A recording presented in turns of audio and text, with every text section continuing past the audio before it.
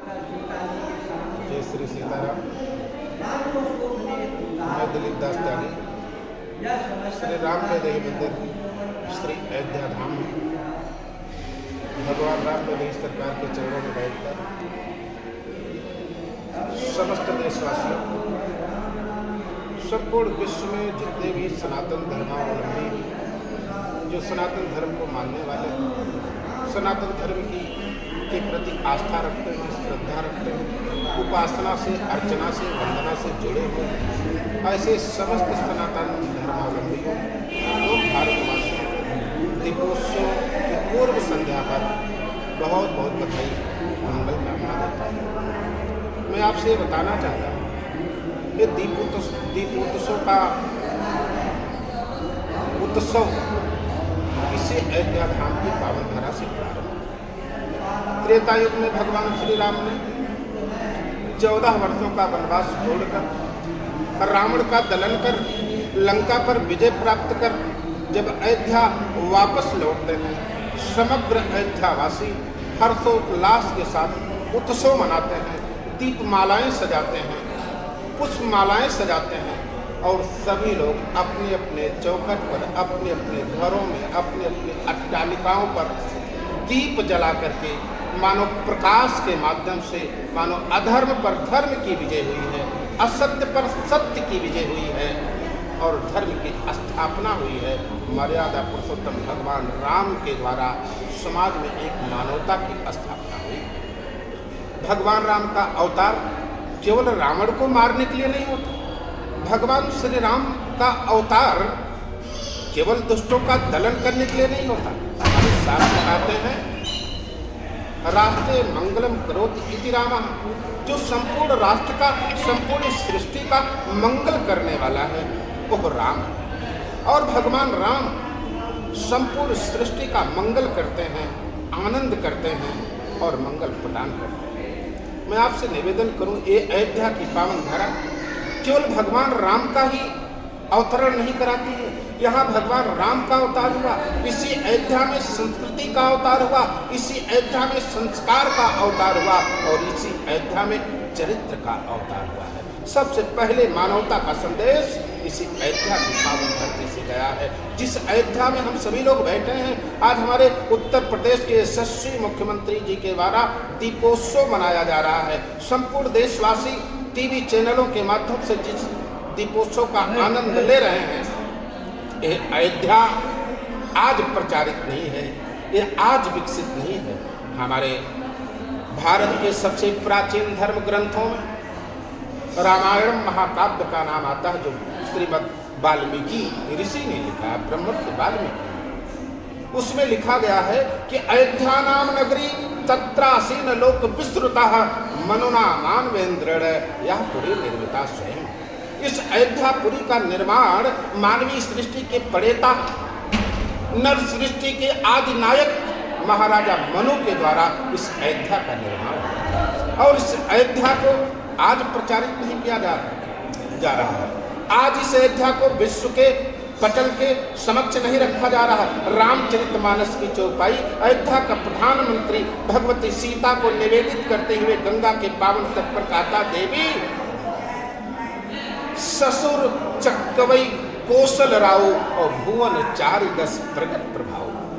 केवल भारत में नहीं, केवल विश्व में नहीं, 14 लोकों में, 14 भुवनों में और 7 लोकों में अयोध्या प्रतिष्ठित है, प्रतिष्ठापित है महाराजा मनु के समय से।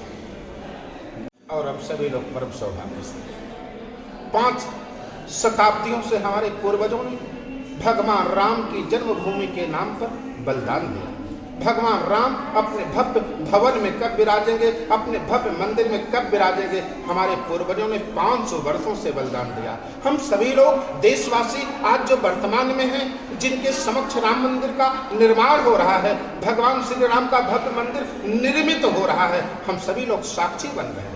हम सभी लोग गौरवशाली हैं और हम सभी लोग मानो अपने आने वाली पीढ़ियों के इतिहास के स्वर्णिम अक्षरों में अंकित किए जाएंगे और हमारे आने वाली पीढ़ियां गर्व से कहेंगी, हमारे दादा के समय में, हमारे बाबा के समय में, हमारे गुरुजी के समय में, हमारे दादा गुरुजी के समय में राम जन्मभूमि मंदिर का पुनर्निर्माण हुआ था। और आपको मैं बताऊं भगवान राम का राष्ट्र में कितना योगदान है। राष्ट्रपिता महात्मा गांधी जब तक मोहनदास करमचंद गांधी एक बैरिस्टर के रूप में थे तब तक देश ने महत्व नहीं दिया, विश्व ने महत्व नहीं दिया। लेकिन जिस दिन मोहनदास करमचंद गांधी ने अपने बैरिस्टर की कोट उतार कर और एक सफेद चादर ले ली और एक राम नाम की डंडी ले ली और एक नारा दिया कि रघुपति राघव राजा राम पतित पावन सीताराम, अब मोहनदास करमचंद गांधी बैरिस्टर नहीं रह गए, अब महात्मा गांधी हो गए।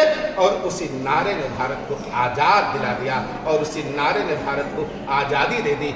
आज हम सभी लोग राम राज्य की परिकल्पना कर रहे हैं और जब तक राम राज्य की स्थापना नहीं होगी तब तक समाज का कल्याण नहीं होगा, राष्ट्र का उत्थान नहीं। अगर हम भारत को विश्व गुरु बनाना चाहते हैं, हम भारत को पुनर्स्थापित करना चाहते हैं, वह गौरव पुनः प्रदान करना चाहते हैं, हमको राम राज्य की स्थापना करनी पड़ेगी। और राम राज्य का सूत्र है कि राम राज्य बैठे त्रैलोका, हर्षित भय गए सब शोका, और बैर न कर काहू सन कोई, राम प्रताप विषमता कोई।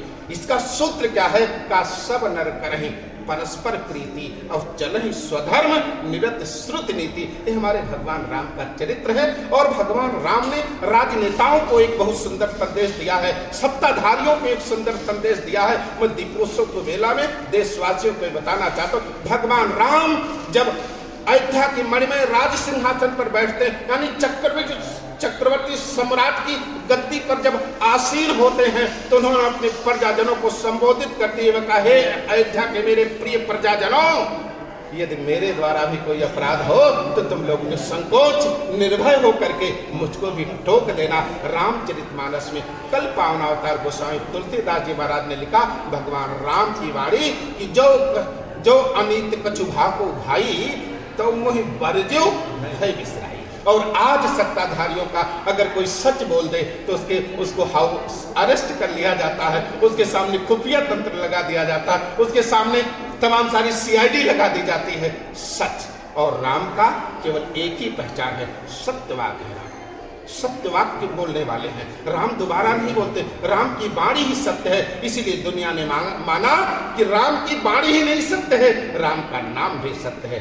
राम नाम सत्य है, संसार में और कोई नाम नहीं सत्य है, तो राम का नाम सत्य है। आज इसी राम के राज्याभिषेक में हम सभी लोग दीपोत्सव अयोध्यावासी मना रहे हैं, देशवासी मना रहे हैं। पुनः इस दीपोत्सव की बहुत बहुत बधाई, मंगल कामना, सबका मंगल हो, कल्याण हो, देश में नहीं विश्व में नहीं सभी के हृदय में राम राज्य की स्थापना हो, इसी की मंगल बधाई देती है। जय श्री सीताराम।